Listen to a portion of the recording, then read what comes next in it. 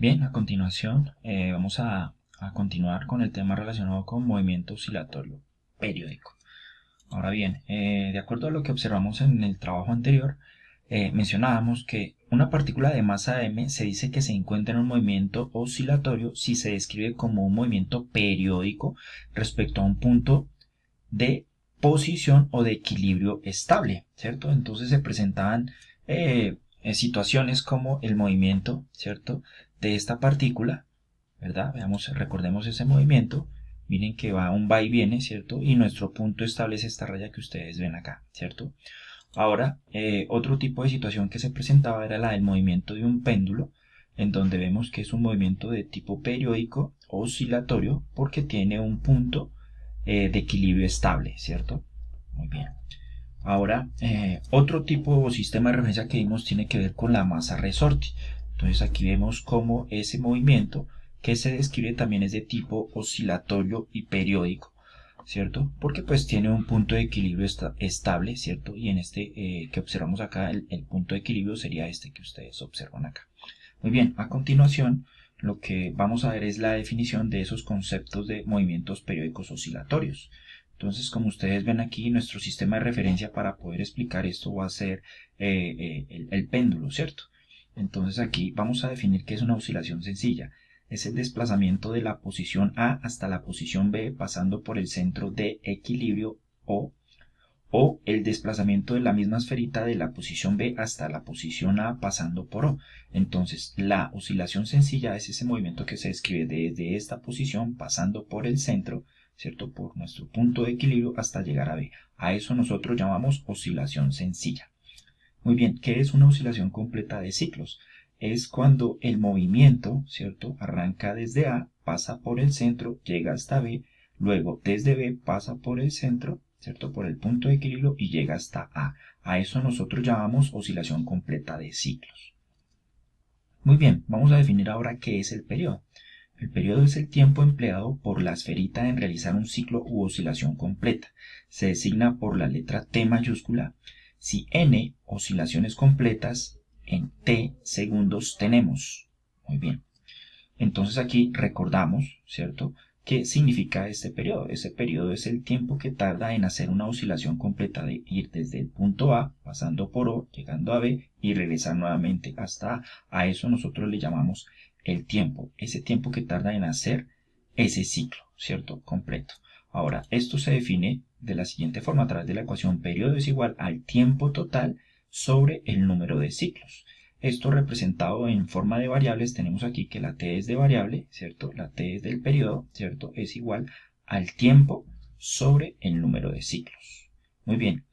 Ahora, vamos a definir qué es la frecuencia. La frecuencia es el número de ciclos realizados en la unidad de tiempo. Se designa por la letra F minúscula. Si n es el número de ciclos en t segundos, tenemos, ¿cierto? Entonces, que la frecuencia es igual al número de ciclos sobre el tiempo total, ¿cierto? Entonces, la frecuencia lo que quiere decir es que me permite establecer qué tiempo tarda, ¿cierto? En hacer determinada cantidad de ciclos, ¿cierto? Eso es lo que me indica la frecuencia. Muy bien, entonces aquí lo vamos a definir. La frecuencia es igual a ese número de ciclos entre el tiempo.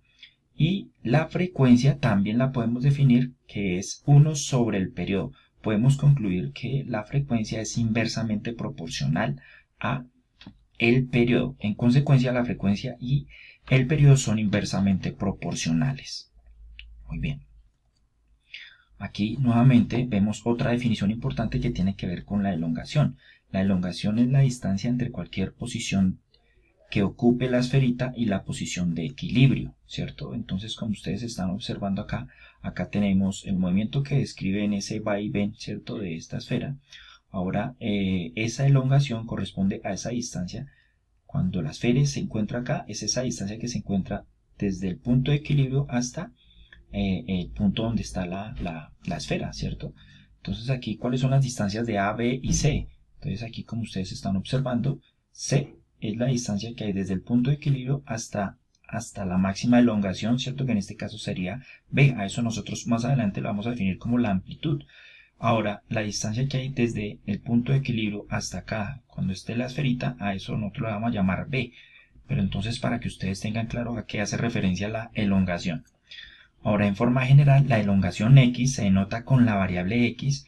En un instante dado es la distancia a la posición de equilibrio o centro de la trayectoria en dicho instante. Muy bien, recuerden esto, que es la distancia, ¿cierto? En donde se encuentra la esferita, dependiendo de en qué tiempo se encuentra. Muy bien. Ahora vamos a definir qué es la amplitud. La amplitud es el máximo valor de la elongación. En nuestro ejemplo será la distancia c, ¿cierto? Entonces, como los mencioné anteriormente, la máxima elongación que se puede dar es la amplitud, ¿cierto? Del movimiento que me está describiendo en este caso, el péndulo, ¿cierto? Entonces, la máxima distancia que se puede dar es hasta llegar a b. Entonces, por eso decimos que se puede, de que esa sería la distancia en cuanto a la amplitud se refiere, y sería la máxima elongación. Ahora, esa amplitud, ¿cierto? Esa amplitud tiene un ángulo, ¿cierto? Y depende de un ángulo también, como ustedes están observando acá. Muy bien. Ahora, la amplitud A, o sea, la amplitud A, ¿cierto? Es la elongación máxima. La distancia entre las dos posiciones extremas es, por lo tanto, 2 veces A. Entonces, si ustedes ven aquí, de aquí a aquí, que es la distancia C, sería una amplitud, ¿cierto? Pero también hay otra amplitud, ¿cierto? Que va desde la posición o centro de equilibrio hasta A.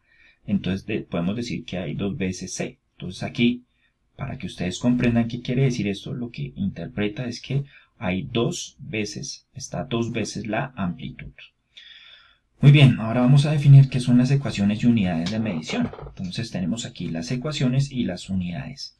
Entonces recordemos que una ecuación es la que me menciona que el periodo es igual a el tiempo que tarda en hacer una oscilación completa, ¿cierto?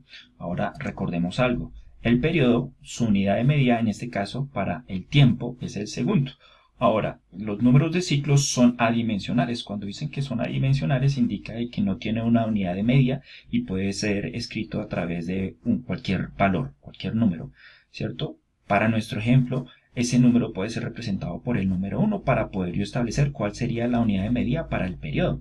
Entonces, el segundo sobre 1, ¿cierto? Aplicando el concepto de división, esto me va a quedar que es el mismo segundo. O sea que podemos concluir que la unidad de medida del periodo es el segundo. Ahora veamos para la frecuencia. Entonces, la frecuencia es la cantidad de ciclos que se hacen en la unidad de tiempo.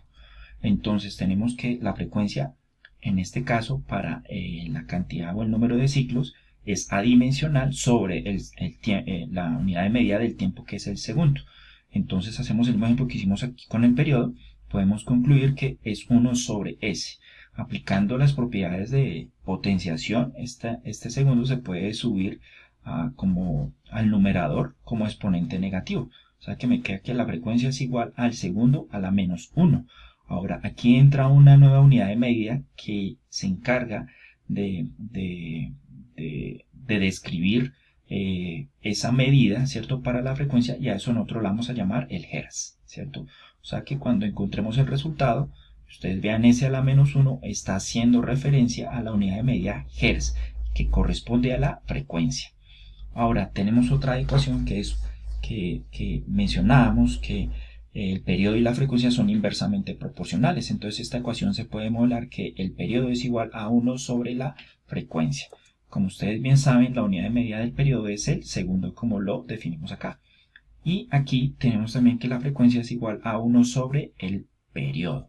Entonces, su unidad de medida, como también ya lo definimos acá, es el hertz. Bueno, muchísimas gracias por su atención. Hasta una próxima oportunidad.